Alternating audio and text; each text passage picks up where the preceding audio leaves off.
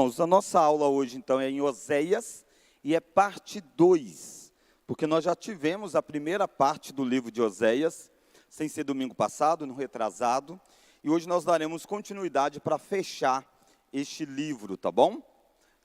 Então, lembrando que Oséias faz parte dos profetas, o livro dos profetas, nós vimos a localização em que essa história se dá. Então, esse gráfico aqui é um gráfico que eu sempre tenho colocado para você lembrar da história de Israel no Antigo Testamento. Aqui você consegue localizar os grandes eventos da história e assim você colocar os livros bíblicos dentro de cada área. Porque o livro bíblico não está numa sequência temporal, mas sim dentro de temas. Então, este livro de Oséias que nós estamos tratando, ele está aqui, ó, antes desta queda de Israel.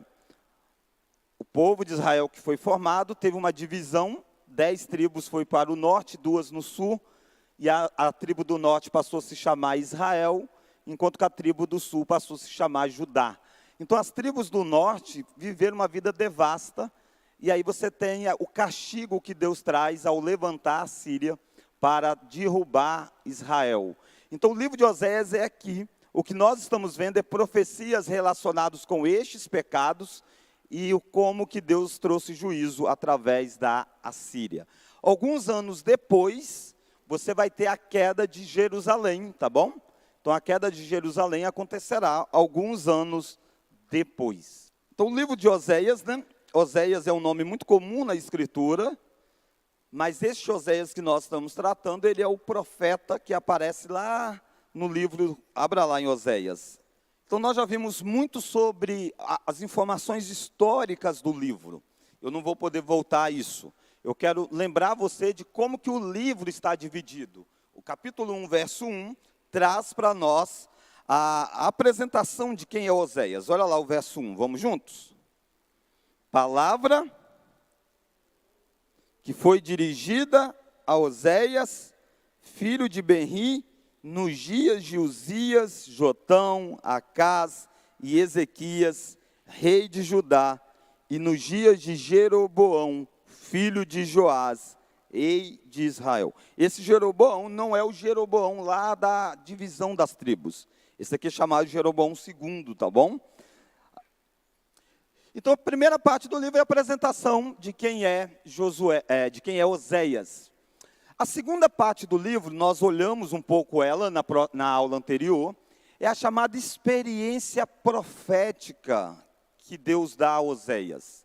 E depois você tem, a partir do capítulo 4 até o final do livro, capítulo 14, verso 9, a mensagem profética de Oséias. Então, o livro de Oséias, ele é um livro que está dividido em 2 grandes blocos. Aquilo que ele vai ter como experiência, aquilo que vai acontecer com ele, e a profecia que ele dá para Israel. De modo que não necessariamente o capítulo 1 até o capítulo 3, verso 5, está numa sequência cronológica do capítulo 4. O capítulo 4 são as mensagens que Oséias vai fazer durante esses períodos mesmo, do capítulo 1, 2 até o 3, verso 5. Então, o que você tem é 2 blocos importantes para a gente trabalhar o livro. Se você não pegar essa divisão, você passa a ter dificuldade do que está acontecendo no livro. É como se a primeira parte do livro, Deus quisesse mostrar de modo encenado aquilo que ele vai falar na segunda parte do livro. Daí a experiência. O profeta vai viver aquilo que ele vai anunciar. O capítulo 4 é o anúncio. O capítulo 1, do verso 2, até o capítulo 3, verso 5, é o profeta vivendo a realidade daquilo que ele irá anunciar. Então, o que essa experiência profética de Oséias traz para nós? Vamos juntos? O casamento.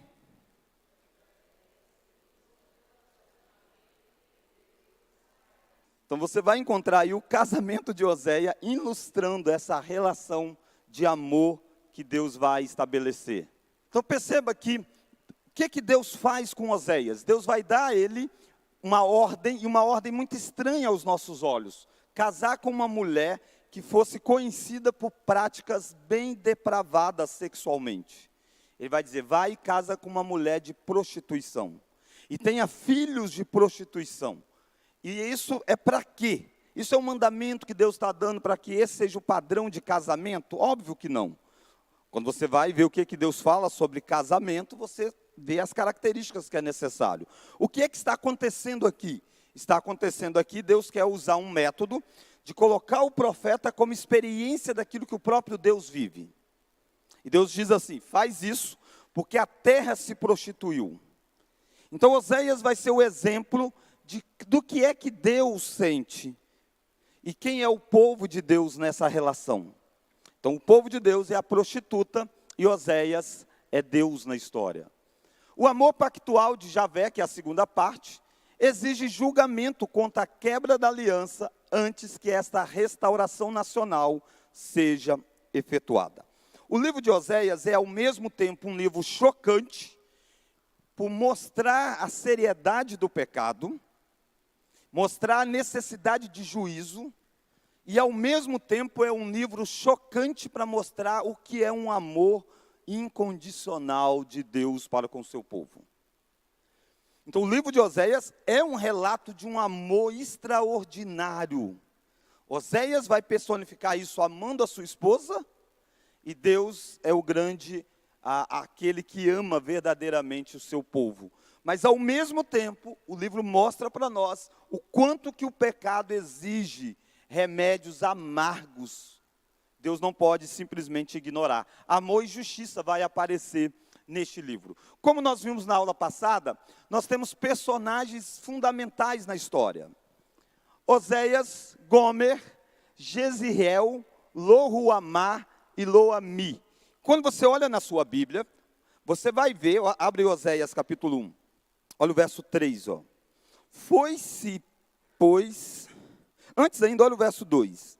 Quando pela primeira vez falou o Senhor por intermédio de Oséias, então o Senhor lhe disse, olha o que Deus disse a ele, vai, toma uma mulher de prostituições e terás filhos de prostituição, porque a terra se prostituiu, desviando-se do Senhor. Então esta é a ordem que Deus dá. Verso 3, foi-se, pois, e tomou a Gomer, filha de Dibraim, e ela concebeu e lhe deu um filho. Na aula passada nós conversamos sobre possibilidade de interpretação para essa questão envolvendo essa mulher de prostituição. Eu não vou aqui voltar por causa do nosso tempo, tá bom? Olha o verso 4. Disse-lhe o Senhor, vamos juntos?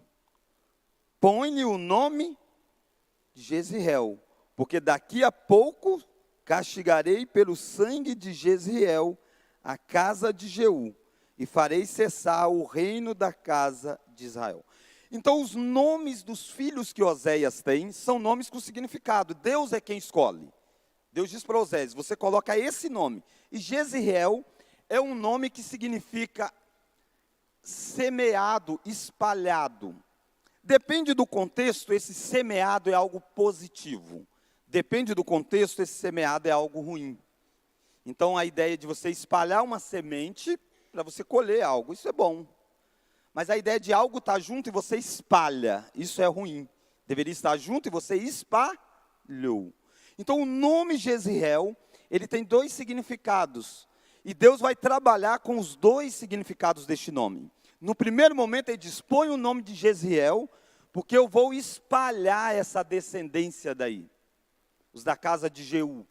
Jezreel apontava para um lugar onde tinha tido uma batalha. E lá foi quando eles haviam feito uma determinada guerra. E agora Deus está dizendo, eu vou punir severamente a casa do rei. Então eu vou espalhar eles. Essa é a ideia aí. Coloque esse nome no filho, porque serão espalhados. Mais à frente, Deus vai mudar o nome. E Deus vai mudar o significado. Ele vai continuar chamando Jezreel. Mas agora, em vez de ser espalhado, vai ser, eu vou semear. Embora eles estejam espalhados, eu vou agora lançá-los para que eles possam florescer em um lugar só. Então, olha Oséias 1. Olha o segundo nome do filho que ele vai ter. Olha o verso 6. Vamos juntos? Tornou ela a conceber e deu à luz a uma filha. Disse o Senhor Oséias: põe o nome desfavorecida. Então perceba que quando você lê aí no português, você já tem a tradução do nome, desfavorecida. O nome, na verdade, é Lo-Ruhamá, que é desfavorecida, que não recebeu compaixão. Então já traduziu, mas dependendo da versão bíblica que você estiver, você não vai encontrar a palavra desfavorecida. Você vai encontrar Lo-Ruhamá, que é o nome da pessoa. E normalmente não se traduz muito nome, principalmente quando quer dar um significado, né? Então o ponto é, ele tem uma filha, e o texto é muito ambíguo, intencionalmente. No Jezreel diz que ela lhe deu um filho, então é filho de Oséias mesmo. O segundo é simplesmente a Gomer, que é uma prostituta, uma mulher de moral sexual não confiável. Ela tem um filho, e você vai ter uma filha, e você vai dar o nome da filha de desfavorecida. Não tem compaixão. Olha lá por quê. Olha Oséias de novo, capítulo 1. Olha o versículo de número 6. Põe o nome de desfavorecida, vamos juntos? Porque não mais tornarei a favorecer a casa de Israel para lhe perdoar. Então tem um objetivo, o nome é para apontar algo. Depois que ela desmamou, olha lá o verso seguinte, verso 8. Depois de haver desmamado a desfavorecida, concebeu e deu à luz um filho. Disse o Senhor a Oséias, vamos juntos? Põe o nome de não meu povo, porque vós não sois meu povo, nem eu serei vosso Deus. Então tem o terceiro filho, e o filho é Lo-Rami. A mesma coisa, aqui você tem um nome, e aí você já tem na sua tradução, traduzido, não meu povo. A expressão lo é sempre não. Então, não favorecida, não meu povo. Olha um pai dando esse nome para o filho. Não meu povo. Aponta para essa ideia de que ele não era filho, de fato, né, de Oséias. Então, essa é uma história muito pesada. Um profeta que Deus manda casar com uma mulher de prostituição e diz que ele terá filhos de prostituição. O primeiro se chama Jezreel, o segundo Lo-Ruhamá, desfavorecido, o terceiro Lo-Ami, não meu povo. Tudo isso aqui é para quê? Para que seja algo encenado, algo visto, daquilo que está acontecendo dentro da nação de Israel. Israel vai ser espalhado, por isso que o nome é Jezreel. Israel não vai alcançar o favor de Deus, os pecados deles chegaram ao limite, e Deus vai tratar eles neste momento da história como não meu povo. Pensa o povo vendo Oséias, e vendo Oséias casado com uma mulher que tem moral um tanto quanto questionada, tem filhos, e o nome do filho é não meu povo. O povo quase ri de Oséias, né? Diz, que cara besta. E é Deus dizendo, é assim é vocês. Vocês têm feito essa relação para comigo. Então esse é o primeiro grande ponto da história que nós encontramos no livro de Oséias. Essa história então mostra para nós como que esta família vai se desenvolver dentro desta dinâmica. Aí quando você olha o capítulo de número 1 ainda, olha o verso 10, aí você tem esperança, Todavia, o número dos filhos de Israel será como a areia do mar, que se não pode medir nem contar. E acontecerá, vamos juntos? Que no lugar em que se lhe dizia, vós não sois meu povo, se lhe dirá, vós sois filhos do Deus vivo. O livro de Oséias não é só condenação, há esperança, e Deus está dizendo, um dia, aqueles que não eram meu povo vai ser chamado de meu povo, vós sois filho do Deus vivo. O que Deus está fazendo? Deus está prometendo mudar o nome dos filhos de Oséias. Verso 11, vamos juntos? Os filhos de Judá e os filhos de Israel se congregarão e constituirão sobre si um só cabeça, e subirão da terra, porque grande será o dia, Jezreel. Perceba, aquele primeiro nome, Jezreel, de espalhado, agora é a ideia de semeado. É o mesmo nome, então não precisa mudar. O desfavorecida e o não meu povo vai mudar, vai ser meu povo e favorecido. Mas Jezreel é Jezreel. O que vai mudar? O que significa? Antes ele era espalhado, agora ele vai ser unido debaixo de uma só cabeça. Olha o verso 2, capítulo 2, verso 1. Chamai a vosso irmão, meu povo, e a vossa irmã, favor. Então Jezreel vai chamar o irmão de meu povo e de favor. Perceba então como que você encontra nitidamente uma promessa de restauração. Quando você olha o capítulo 2, você encontra então Deus mostrando isso, dizendo quem é quem nessa história. E aí mostra o comportamento indigno de Israel. Capítulo 2, verso 2 até o verso 13, mostra como que Deus está sendo rejeitado pelo povo dele. O povo dele foi atrás dos Balaíns, atrás de Baal, atrás de outros deuses. E eles começaram a achar que eram os outros deuses quem dava a eles bênção, riqueza e tudo mais. Então era uma ideia de traição, esse é o ponto. Prostituição na Escritura aponta para essa ideia de traição a uma aliança. Quando alguém traía uma aliança, ele era chamado de prostituto ou prostituta. O povo traiu a aliança para com Deus, então o povo é um povo que tem andado pelo caminho da prostituição. Porque relacionamento com Deus é um relacionamento de amor, de relação com Deus. Em vez de se relacionar e amar o Deus, o povo estava se relacionando e amando um outro ser, uma outra coisa. Daí a ideia, vocês estão me traindo. Então, se a gente fala da história de Israel, normalmente, até ainda hoje, a gente não acha tão feio o povo ter sido tirado do Egito, ter sido colocado na terra e de repente adorou outros deuses. A gente, pegaram mal e tal. Mas quando a gente fala de Oséias, a pessoa diz, nossa, que coisa feia, né? Que coisa pesada. Está casado com alguém que está traindo ele, tem filhos que não sabe o nome, é terrível. É isso aí. O que está acontecendo com Oséias é o que está acontecendo com Deus e Israel. A gente choca com a história de Oséias e passa despercebido com a história da relação do povo com Deus. E é isso que Deus quis fazer, Deus quis chocar. Deus quis mostrar um jeito do povo ficar chocado com aquilo que estava acontecendo. Então Deus explica isso. E assim como Deus diz para Oséias de que haveria mudança de nome dos filhos, o não meu filho vai ser chamado meu filho, meu povo, Deus também faz promessas para Israel.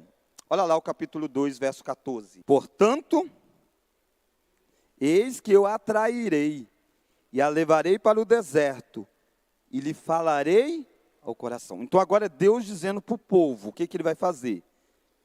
E lhe darei dali as suas vinhas e o vale de Acor, por portas de esperança, se ela era obsequiosa como nos dias da sua mocidade, e como no dia em que subiu da terra do Egito. Lembra a tirada do povo do Egito. Ele está dizendo, nosso relacionamento vai ser belo de novo. Naquele dia, diz o Senhor, ela me chamará meu marido, e já não me chamará meu Baal. Está dizendo, ele vai me chamar meu marido e não meu Baal. Da sua boca tirarei os nomes dos Balaíns, e não mais se lembrará desses nomes. Ele está dizendo de santificação. Naquele dia farei a favor dela aliança com as bestas feras do campo, e com as aves do céu, e com os répteis da terra, e tirarei desta o arco, e a espada, e a guerra, e farei o meu povo repousar em segurança. Ele está dizendo, é isso que eu vou fazer com eles, vai ter repercussão na terra deles, no povo deles, nos animais deles, na criação. Verso 20, vamos juntos? Verso 19, vamos juntos? Desposar-te-ei comigo para sempre. Desposar-te-ei comigo em justiça, e em juízo, e em benignidade, e em misericórdia. Desposar-te-ei comigo em fidelidade, e conhecerás ao Senhor. Naquele dia eu serei obsequioso, diz o Senhor, obsequioso aos céus e estes à terra, até obsequiosa ao trigo e ao vinho e ao óleo, e estes a Jezreel. Semearei, lembra da ideia de Jezreel e semear, semearei Israel para mim na terra, e compadecer-me-ei da desfavorecida, e não meu povo direi, tu és meu povo. Ele dirá, tu és o meu Deus. Então, se você olha o capítulo 1 e 2, você diz assim, o que tem aí? É uma declaração de amor ou uma declaração de ira sobre aquilo que está acontecendo? As duas coisas. Deus chega a chamar o povo de não meu povo e termina chamando o povo de meu povo. Então perceba que é um caminho da disciplina que vai conduzi-los à plena restauração com o Senhor. Aí o capítulo 3, então, você volta para esse amor restaurador sendo apresentado. Lembra que Deus deu uma ordem para Oséias. A ordem é, casa e tenha filhos, e filhos de mulher de prostituição. Deus explicou tudo isso, mostrando essa relação de história que tem. O nome dos filhos, mudança de tudo mais. O que é que falta acontecer? Visivelmente, já tem como que encenado na história de Oséias e da sua esposa, a ideia de traição, a ideia de abandono, a ideia de deturpação da conduta. Mas ainda falta ser mostrado através da vida de Oséias a ideia de amor restaurador. Aí agora Deus vai dar uma segunda ordem para Oséias. O intervalo de tempo a gente não sabe, a Bíblia não diz, mas passou tempo. Teve crianças, filhos crescer, tiveram uma certa idade. Olha lá o capítulo 3. E é isso que eu falo, entre o capítulo 2 e 3, será que teve o capítulo 4, o capítulo 5? É possível, entende? Quando a gente chegar no capítulo 4, 5, agora é ele só ensinando, falando. Aqui é o que estava acontecendo na vida dele. E entre esses capítulos pode ter acontecido um intervalo aí de tempo. Olha lá o capítulo 3. Disse-me o Senhor, vamos juntos? Vai outra vez e ama uma mulher amada de seu amigo e adúltera, como o Senhor ama os filhos de Israel, embora eles olhem para os outros deuses e amem bolos de passas. Se antes você tinha uma mulher de prostituição, e talvez você esperasse assim, tá, mas ele vai resgatar ela, eles vão viver uma vida muito bonita, né, e o passado dela vai ser esquecido. Agora você tem um tempo desse casamento, que ela já teve filhos, ela saiu de casa, foi atrás do seu amante, e por algum motivo deu errado lá, e ela foi parar num mercado de escravo. E Deus chega para Oséias e diz, Oséias, vai lá, de novo, e ama aquela mulher. Perceba, é forte, né? É muito forte. Ele está dizendo, faça isso, porque é isso que eu vou fazer. Depois de Israel ter me abandonado e ir para o exílio, eu vou amar ele e vou trazer ele de volta. E como que eu vou trazer ele de volta? Depois dele ter se colocado tudo a perder. E é isso que essa mulher tinha feito, e é isso que Oséias vai fazer. Olha lá o verso 2. Oséias vai dizer, vamos juntos? Comprei-a, pois para mim, por 15 peças de prata, e um homer e meio de cevada. A ideia aqui desses preços, é porque o preço de um escravo era de 30 moedas. E ela não tem 30 moedas, ele não tem 30 moedas para comprá-la. Então ele vai dar uma parte em dinheiro e outra parte em mantimentos, em coisas. Ele está indo num lugar onde tem negociação e essa pessoa se tornou uma escrava lá. E ele está comprando uma pessoa que tinha feito tudo o que a gente já viu. Isso é forte, isso é forte. Olha lá o verso 3. Ele disse, ele comprou ela, olha agora ele dizendo para ela, tu esperarás por mim muitos dias. Porque essa mulher não tem condição nenhuma, ela está destruída fisicamente. E ele está comprando ela para resgatar. Então, tu esperarás por mim muitos dias. Vamos juntos? Não te prostituirás, nem serás de outro homem. Assim também eu esperarei por ti. E aí vai dar a resposta. Por quê? Porque os filhos de Israel ficarão muitos dias sem rei, sem príncipe, sem sacrifício, sem coluna, sem estola sacerdotal ou ídolos do lar. Depois tornarão os filhos de Israel e buscarão ao Senhor seu Deus e a Davi seu rei. E nos últimos dias, tremendo, se aproximarão do Senhor e da sua bondade. Então aqui a gente termina a primeira parte, a gente viu isso mais detalhado na última aula nossa em Oséias. Então você tem Oséias casado com a prostituta e Deus casado com Israel. Você tem a ordem para o casamento, Aí, nome dos filhos, e como os nomes dos filhos têm significados, Deus mostra os pecados de Israel, o castigo que ele vai dar a Israel, e Deus convoca, então, a restauração do casamento de Oséias e a restauração do próprio Israel. Não é ponto nosso aqui, né? Aqui não está sendo debatido como deve lidar um casamento. Se depois que houve uma traição, pode ou não pode separar. Jesus lida com isso mais à frente. Aqui, o que Deus está fazendo com Oséias é algo anômalo na história. É para mostrar exatamente o amor restaurador de Deus para com o seu povo, tá bom? Então, a segunda parte do livro, que é o que a gente faltou ver com mais detalhes, é agora que nós iremos olhar. Então, a segunda parte do livro vai mostrar para nós os pecados do povo. Então, agora, olha lá o capítulo 4, muda a história. Não tem mais casamento de Oséias, não é que não existe o casamento. Lembra que o capítulo 4 está no meio da história do 1 e a 3. Está no meio daquela história. Mas agora o que você vai ter assim, o que Oséias falava para o povo, pastor? Capítulo 4, você vai ver Oséias falando. Olha o verso 1. Aqui você é estabelecido a causa dos pecados do povo. Vamos juntos? Ouvi a palavra do Senhor, vós filhos de Israel, porque o Senhor tem uma contenda. Então, o que é o livro de Oséias? É Deus apresentando o seu amor, mas no meio de uma contenda. Ele tem uma contenda com o povo que ele ama. E ele está apresentando essa contenda. O que gerou essa contenda? Com os habitantes da terra, vamos juntos?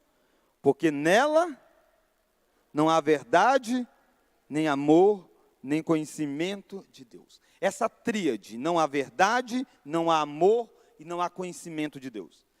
Aqui está o alicerce dos pecados da nação de Israel. Os demais itens é um desdobrar disso aqui. Vai ter violência, sim, porque falta amor. Tem uma série de coisas que você vai ver ao longo do capítulo 4 até o capítulo 14. Mas a base qual que é a base do pecado? Falta verdade, amor e conhecimento de Deus. Quando essas três coisas não estão presentes, o terrível comportamento vai se dar. Olha o verso 2. O que só prevalece, então, é o quê? É pejurar, mentir, matar, furtar e adulterar. E há arrombamentos e homicídios sobre homicídios. Irmãos, estas coisas são muito próximas da realidade das grandes das grandes cidades brasileiras. Até mesmo cidades menores, você tem violência, você tem uma série de coisas. E às vezes as pessoas ficam vendo isso e não percebendo a causa última disso. Óbvio que existem causas próximas, como melhoria da questão de trabalho, questão de renda, de educação. Mas estas são apenas feridas superficiais, remédios superficiais. O grande problema que gera essas mazelas é a falta de verdade, de amor e do conhecimento de Deus. Não tendo isso, você vai ter essas coisas acontecendo.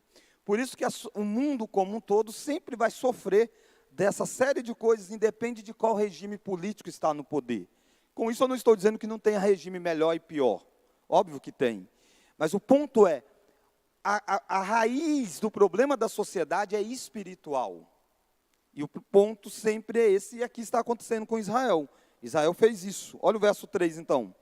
Por isso a terra está de luto, e todo que mora nela desfalece, com os animais do campo e com as aves do céu, e até os peixes do mar perecem. Que interessante, como que a criação está sofrendo as consequências da má gestão dos seres humanos. Porque os seres humanos estão com a relação com Deus rompida, a criação sofre no meio disso. Isso é o reflexo de Gênesis. Quando Adão peca, Deus diz, maldita é a terra por tua causa. Quando Deus coloca coloca Israel na terra prometida, em Canaã, Deus diz, a terra vai manar leite e mel, se vocês forem obedientes a mim. Vocês comerão dela, tudo irá bem. Mas se vocês quebrarem a minha aliança, a terra é terra que devora a gente. E isso está acontecendo. Isso que nós estamos vendo é a grande Canaã, a terra que Deus trouxe para que Israel pudesse habitar nela. E Deus está dizendo, ela está sofrendo porque vocês não estão tendo o relacionamento correto comigo. Então essa dinâmica está sempre presente na história. Verso 4, você diz, quando um povo se corrompe nesse nível, você esperaria que houvesse muitas contendas de um grupo dizendo, isso está errado. E olha o que o texto diz, todavia, ninguém contenda, ninguém repreenda, porque o teu povo é como os sacerdotes, os quais o acusam. Agora você vai ver que essa relação de pecados do povo, no livro de Oséias, está muito associada à responsabilidade dos sacerdotes. Os sacerdotes eram aqueles líderes que Deus tinha levantado. Lembra que em Israel tinha 3 ofícios, rei, profeta e sacerdote. Um deveria regular o outro. Quando o profeta ia no mal, era para o sacerdote levantar contra. Quando o sacerdote ia mal, era para o profeta se levantar. E é isso que está acontecendo. Oséias está levantando e denunciando os sacerdotes. E denunciando os reis. Então esses 3 ofícios eram quem governava a vida de Israel, cada um em uma área. Rei nessa dinâmica de governo, sustentar, lutar a guerra. Profeta na dinâmica de ensino.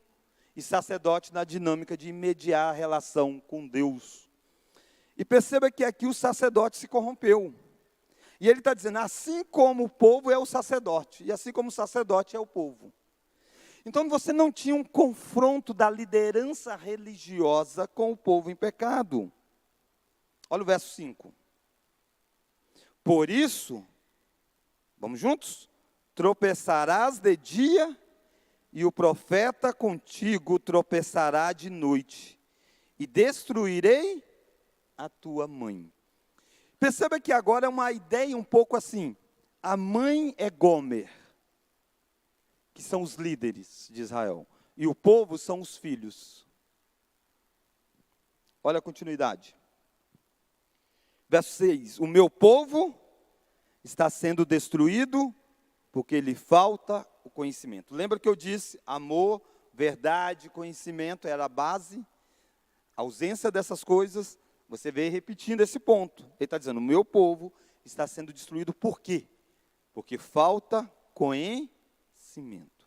Olha o verso, a continuidade do verso 6.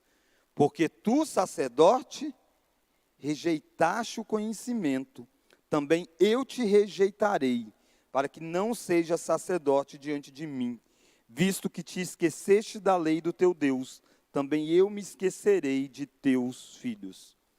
Deus faz muito isso. Deus entrega o povo aos seus próprios pecados. O povo esqueceu de Deus. O sacerdote esqueceu de Deus. Deus está dizendo, então eu vou agir como quem esqueceu de vocês. Vou esquecer dos filhos de vocês. Lembra que o sacerdote, os filhos dele eram também sacerdotes. Era da tribo de Levi. E Deus está prometendo rejeitar um sacerdócio, porque eles não tiveram a busca pelo conhecimento de Deus. Irmãos, conhecimento não é cognitivo apenas. Óbvio que envolve a cognição, envolve a mente. Mas na cultura judaica, conhecimento tem muito a ver com relacionamento. Você conhece à medida que você se relaciona. E óbvio, para isso você tem que entender. Mas não é só entender. Não é assim, o povo se pegasse a lei e lesse a lei, então eles saberiam, pastor. É que eles não sabiam que não podia ter outros deuses? Não, claro que eles sabiam. A gente já viu vários profetas que Deus levantou dizendo, vocês estão errados. O próprio Oséias é um desses e eles não vão se arrepender. O ponto não é mente para mente. O ponto é um desconhecimento de relacionamento com aquele que é o Deus deles. Eles rejeitaram pensar a partir daquilo que Deus diz que é. Sempre esse é o desafio nosso. Pensar o mundo, pensar a realidade, pensar tudo o que acontece a partir daquilo que Deus diz que é. Porque Ele é o criador dessas coisas. Ele é o definidor das coisas. E às vezes a gente prefere pensar como a mente secular pensa. Como aqueles que não têm Deus pensa. Eu não estou dizendo que quem não tenha Deus não possa ter momentos de verdade sobre a criação de Deus. Óbvio que pode. Mas é sempre um momento de verdade e não um pensamento completo todo. Quem tem o pensamento completo é somente aqueles que conhecem quem é o Senhor, a lei do Senhor. Afinal de contas, nós olhamos para o ser humano e sabemos qual é a causa do problema do homem. A causa última é, ele está desligado com Deus. Ele peca e por causa disso sofre uma série de consequências na sua vida. Então Oséias está lidando com isso, porque o povo, o sacerdote, tinha rejeitado o conhecimento. Olha o verso de número 7. Quanto mais estes se multiplicaram, tanto mais contra mim pecaram. Eu mudarei a sua honra em vergonha. Olha o verso 8, vamos juntos? Alimentam-se do pecado do meu povo e da maldade dele tem desejo ardente. Tem um autor que fez um comentário que eu achei muito interessante nesse texto. Ele nos fez lembrar, né, que Deus fez o sacerdote e colocou sobre o sacerdote a responsabilidade de lidar com os sacrifícios. E tinha vários sacrifícios para vários tipos. E havia os sacrifícios relacionados com determinados pecados. E aí quando alguém trazia o sacrifício, ele pecou lá, então ele está arrependido, aí trazia o sacrifício. O que deveria acontecer com o sacrifício? Como eu disse, tem vários tipos de oferta, de manjares, de holocaustos e tal. Não todas, mas várias delas, o sacerdote deveria pegar a oferta, isso está na lei de Moisés. Pegar a oferta, oferecer uma parte para Deus, e fazer o que com a outra parte? Alguém lembra? Comer. Ele e a família dele. Era a forma do sacerdote se alimentar, né? Ele não trabalhava lá e tal. O que o autor está dizendo aqui de Oséias? Olha o que o sacerdote começou a pensar. Se eu não instruir bem esse povo, não ficar dizendo que tais e tais coisas são pecados, eles vão pecar, eles precisam fazer o quê? Trazer a oferta. E eu vou dar uma parte para Deus e vou ter mais partes para mim e para minha família. O sacerdote estava enriquecendo à custa do pecado do povo. Essa é uma dinâmica que o autor Oséias está acusando aqui. Oséias está dizendo, o sacerdote está enriquecendo com a ignorância do próprio povo. E é assim em muitos cenários de igrejas hoje. Muitos não ensinam a Bíblia, porque não ensinando as verdades, a pessoa vai ficar dependente dela. Tudo ela precisa consultar o líder, tudo é o líder. A pessoa nunca caminha com as próprias pernas. E é um jeito do sacerdote manter dominação sobre o outro. Quando a perspectiva bíblica, não. É dos líderes ensinar. Então o sacerdote estava lucrando com o pecado do povo. E Deus está irado com isso. Irado com isso. Então há vários pecados, né, nessa dinâmica, mas você viu que o conhecimento passava pelo sacerdote. E como o sacerdote rejeitou o conhecimento, Deus também estava rejeitando a ele. A liderança religiosa, a principal função dela é conhecer bem o que Deus disse que é, para poder olhar para o povo, advertir quando o povo está errado, instruir o povo, e para isso requer tempo, requer dedicação, né? O conhecimento vem através de estudo, de relacionamento, de tempo com o Senhor. Capítulo 5, você vai ver vários pecados sendo apresentados. Olha lá o capítulo 5, verso 1. Ouvi, ó sacerdotes, escutai, ó casa de Israel, e dai ouvidos, ó casa do rei, porque este juízo é contra vós outros, visto que foste uns laços em Mispá, e rede estendida sobre o Tabor. Então perceba que ele está dizendo de que eles se tornaram pessoas que acabaram virando presas e sendo presas para os demais.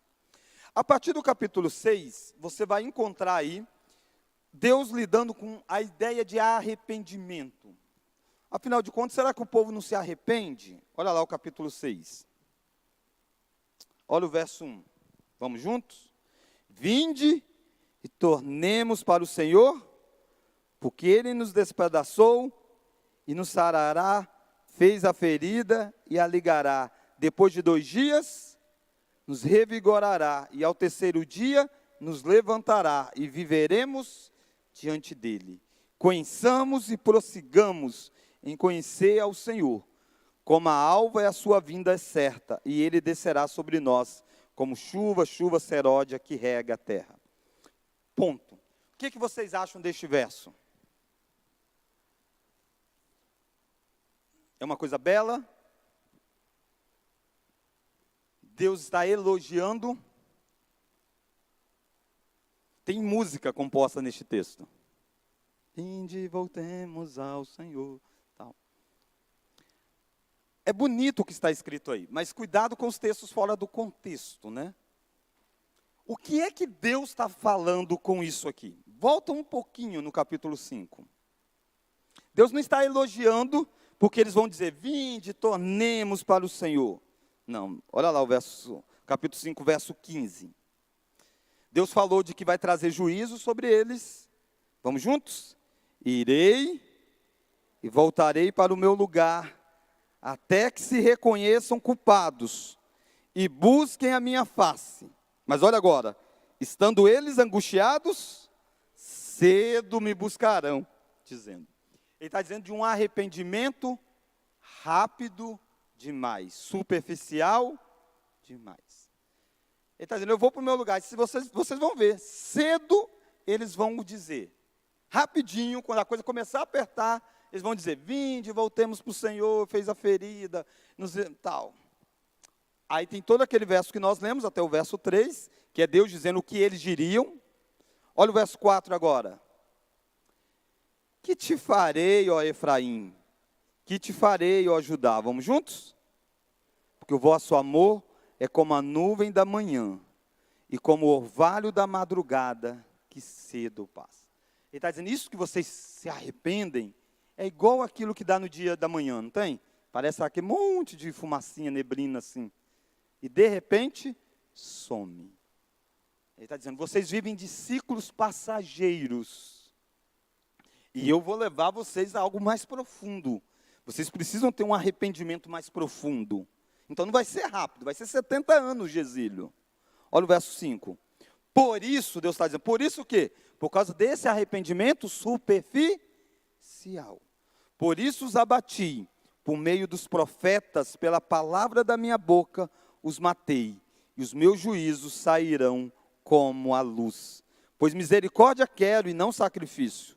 E o conhecimento de Deus, mais do que o holocausto.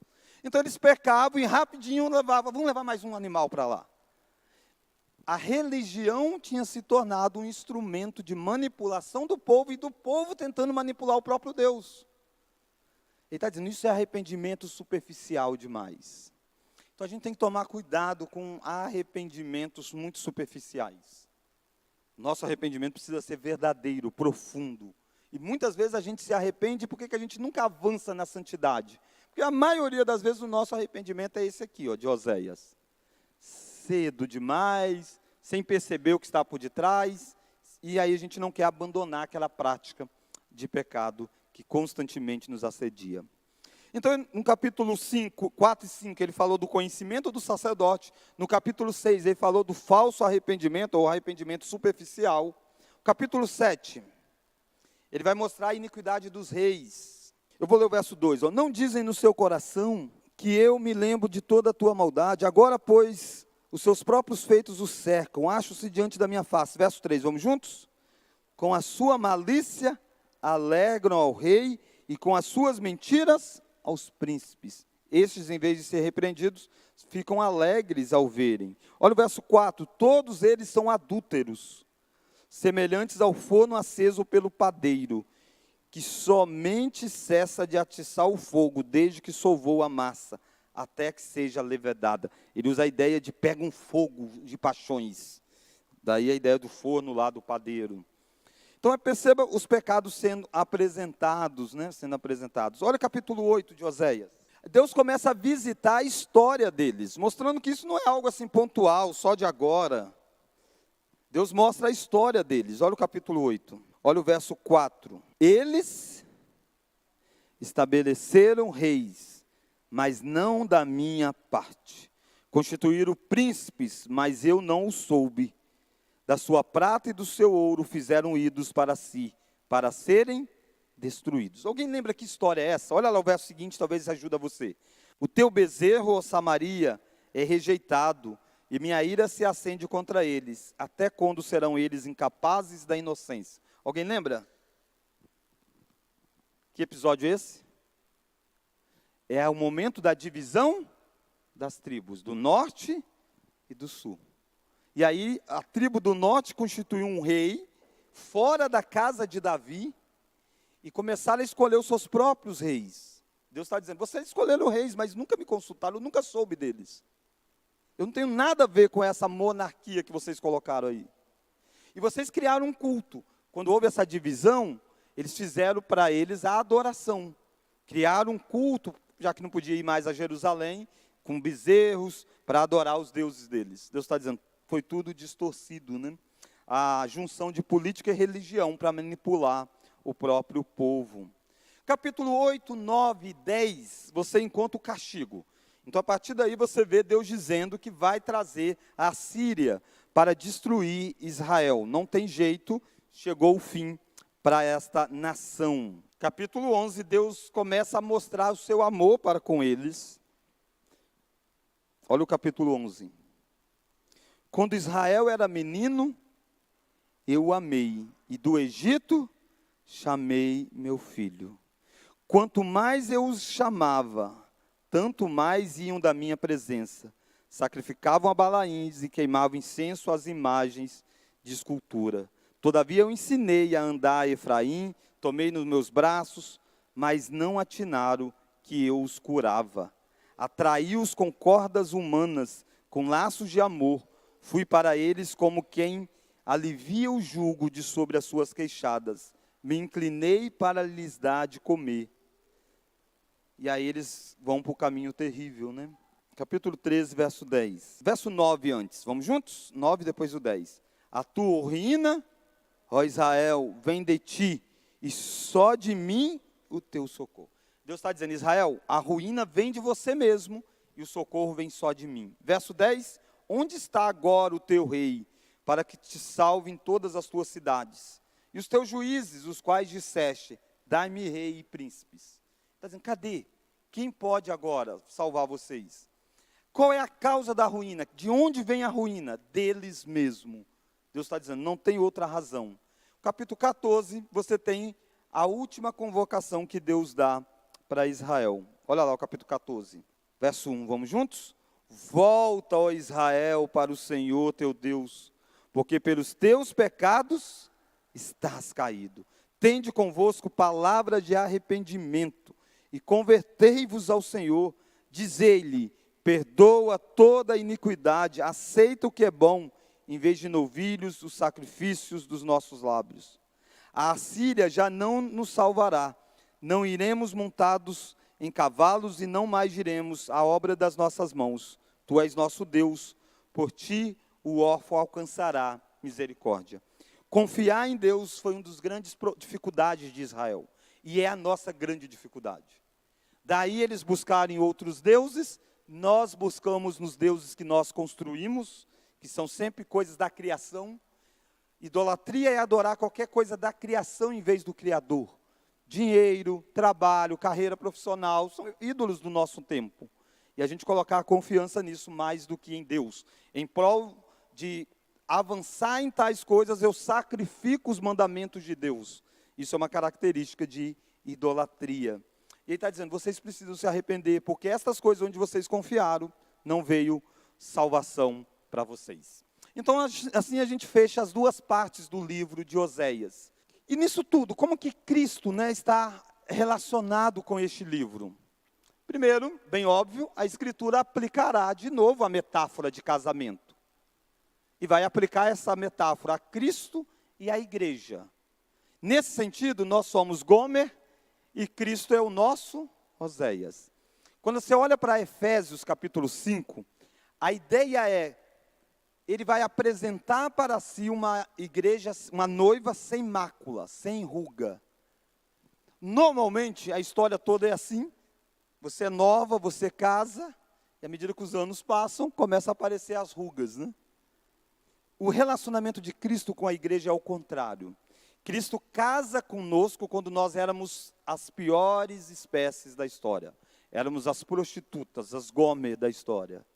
sem nenhuma beleza espiritual, sem virtude espiritual.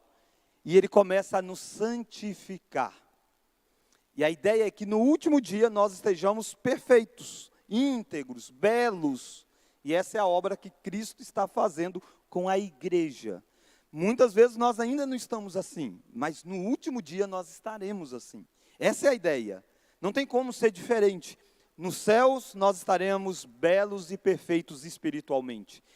Nós não vamos gritar mais no coração, meu Baal. Ele vai ter tirado toda essa idolatria de dentro de nós. Então Cristo é aquele que casa conosco, assim como Oséias casa e vai lá e compra no mercado. Cristo morre pagando pelo preço, morrendo, entregando-se para que nós pudéssemos desfrutar das bodas do Cordeiro. Lembra que Apocalipse termina a ideia da história do mundo com um casamento, a noiva adornada para o noivo, e as bodas do Cordeiro, a festa desse casamento. Então essa é uma metáfora bíblica que vem em contraponto àquilo que nós vimos lá em Oséias. Mas de certa forma, nós também éramos os filhos de Oséias, que teve o nome mudado. Qual que era o nome de um dos filhos? De uma filha, no caso, desfavorecida. E nós passamos a ser chamado de favorecido. Não meu povo passa a ser chamado de meu povo. Dá uma olhadinha como que isso se aplica lá em Romanos capítulo 9. Romanos capítulo 9 está descrevendo para nós a ideia de eleição. Deus escolheu o seu povo, dentre os israelitas teve o remanescente fiel. Olha Romanos capítulo 9, olha lá no verso 24. Os quais, vamos juntos? Somos nós, a quem também chamou, não só dentre os judeus, mas também dentre os gentios. Olha o que você vai ler agora. Assim como também dizem Oséias, chamarei povo meu ao que não era povo meu, e amada a que não era amada. Perceba o que Paulo está fazendo muitos anos depois de Oséias. Ele está olhando para o livro de Oséias e vendo assim, a história de Oséias não é só aí. A história de Oséias tem um significado que passa por Cristo. E em Cristo, Deus pegou um filho e chamou de meu povo, aquele que não era meu povo. Deus pega outro que era desfavorecida e Deus diz, você vai ser favorecida, amada. Olha o verso 26. E no lugar em que lhes disser, vós não sois meu povo, ali mesmo serão chamados filhos do Deus vivo. Oséias apontava para quê? Oséias apontava para um momento da história em que gentios, quem são gentios? Quem não nasceu da descendência de Abraão, fosse colocados no povo de Deus. E Deus ia chamar de meu povo aquele que nunca tinha sido povo dele. Eu e você somos gentios, nós não somos judeus, mas nós somos povo de Deus. Nós somos aqueles filhos de Oséias que tiveram o nome mudado, Essa metáfora vai aparecer em Pedro também, quando ele diz, vós sois sacerdócio real, nação santa e tal. Antes disso tudo vai começar dizendo, vós que antes não eres povo, agora se tornou povo. Então Deus fez essa obra extraordinária. Jesus é o rei davídico, sobre quem verdadeiros israelitas serão reagrupados e poderão desfrutar do verdadeiro rei. Volta lá em Oséias para a gente caminhar para o final. Olha isso presente naquela profecia, 3:5. Depois tornarão os filhos de Israel e buscarão ao Senhor seu Deus, e a Davi seu rei. E nos últimos dias, tremendo, se aproximarão do Senhor e da sua bondade. Perceba que eles voltariam e eles buscariam a Deus e buscariam a Davi. Quando fala buscar Davi, não é Davi. O que é a ideia de Davi? O rei que vem da descendência de Davi. Deus sempre diz que haveria um rei da casa de Davi. E as tribos do norte rejeitaram o rei. Eles fizeram um novo reino, novos reis, e deu tudo errado. E agora eles vão voltar em busca do Davi. a gente sabe que esse Davi é Jesus Cristo. Ele é chamado Jesus, o filho de Davi. Daí que a mulher samaritana foi alcançada por ele. Daí que no dia do Pentecoste teve gente espalhado pelo mundo, judeus, que foram até lá. E o Espírito foi derramado e formou uma igreja de pessoas que falavam vários idiomas diferentes. Daí que Atos 8, os samaritanos, que eram descendentes desses que habitaram nessa região aí de Israel, e tinha sido misturado com os assírios, creram em Cristo Jesus. Daí o que Jesus disse: haverá um só rebanho e um só pastor.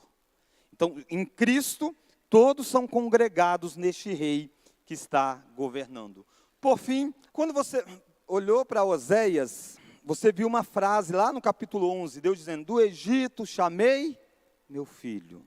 Mas olha lá em Mateus capítulo 2, para a gente ler e fechar.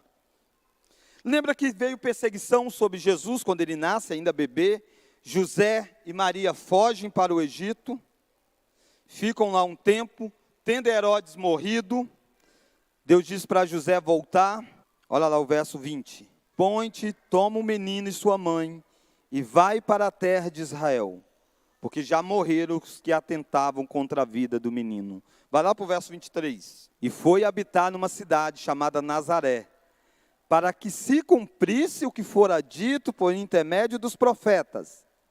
Ele será chamado Nazareno. Perceba que ele vai fazendo toda a dinâmica. E quando você olha em Mateus, você vê a promessa dizendo: do Egito chamei meu filho. Essa ideia de ter chamado ele do Egito, é exatamente ele cumprindo essa promessa. Volta lá para Oséias, não precisa abrir não, mas Oséias 11, você encontra Deus dizendo: do Egito chamei meu filho. Quando você olha no Novo Testamento, você encontra que quando eles foram lá para o Egito, Deus tira eles do Egito para dizer: do Egito chamei meu filho. Por que é que eles foram para o Egito, Maria e José? Para ser preservado com vida, né, Jesus? Mas acima de tudo, para cumprir uma profecia. Quando a gente olha para isso, então quem é o Israel que de fato viveu aquilo que Deus chamou para Israel viver? Quem é esse Israel que viveu isso aí? Jesus. Olha que interessante, Jesus é o Oséias que casa com Gomer, restaura Gomer mesmo quando ela está perdida. Em Jesus, os filhos que somos nós, temos os nomes mudados. E Jesus é o próprio Israel, que cumpre aquilo que deveria ter cumprido. A nação de Israel não cumpriu. Mas Jesus é o verdadeiro israelita, um nascido de Abraão, que viveu uma vida de obediência ao Senhor. Então, com isso, a gente fecha Oséias, caminhando nesta jornada aí de análise, tá bom? Vamos orar? Ó Deus, obrigado por este domingo, obrigado pelo amor incondicional que o Senhor tem para conosco, obrigado pela pessoa de Jesus. Este é o verdadeiro israelita que cumpriu aquilo que Israel fracassou. E obrigado porque através deste nosso irmão mais velho, nós somos chamados de favorecidos, nós somos chamados de teu povo. Obrigado porque o Senhor está casado conosco e está nos restaurando. Todos nós que somos teus filhos aqui, sendo sinceros diante do Senhor, há de reconhecer que ainda há ídolos em nosso coração. E por isso, ó Deus, pedimos que dia a dia o Senhor nos ensine a enxergá-los, para que nós possamos tratar e fazer morrer a velha natureza, de modo a crescermos mais parecidos com o nosso Redentor. Oramos em nome de Jesus. Amém.